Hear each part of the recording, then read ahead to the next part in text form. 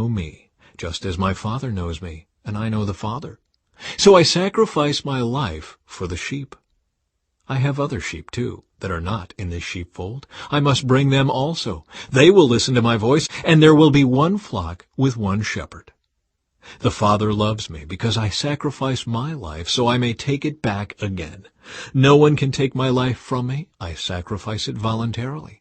For I have the authority to lay it down when I want to, and also to take it up again. For this is what my Father has commanded. When he said these things, the people were again divided in their opinions about him. Some said, "He's demon-possessed and out of his mind. Why listen to a man like that?" Others said, "This doesn't sound like a man possessed by a demon. Can a demon open the eyes of the blind?" Jesus claims to be the Son of God. It was now winter, and Jesus was in Jerusalem at the time of Hanukkah, the festival of dedication. He was in the temple, walking through the section known as Solomon's Colonnade. The people surrounded him and asked, "How long are you going to keep us in suspense? If you are the Messiah, tell us plainly."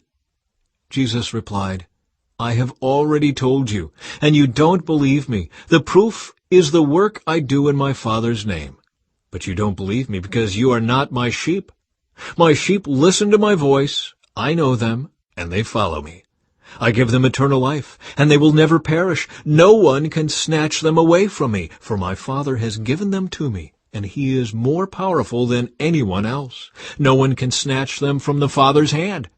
The Father and I are one." Once again the people picked up stones to kill him. Jesus said, "At my Father's direction I have done many good works. For which one are you going to stone me?" They replied, "We're stoning you not for any good work, but for blasphemy. You, a mere man, claim to be God." Jesus replied, "It is written in your own scriptures that God said to certain leaders of the people, 'I say you are gods,' and you know that the scriptures cannot be altered. So if those people who received God's message were called gods, why do you call it blasphemy when I say I am the Son of God? After all, the Father set me apart and sent me into the world. Don't believe me unless I carry out my Father's work. But if I do his work, believe in the evidence of the miraculous works I have done, even if you don't believe me. Then you will know and understand that the Father is in me, and I am in the Father." Once again they tried to arrest him, but he got away and left them. He went beyond the Jordan River, near the place where John was first baptizing, and stayed there a while, and many followed him. "John didn't perform miraculous signs," they remarked to one another, "but everything he said about this man has come true." And many who were there believed in Jesus.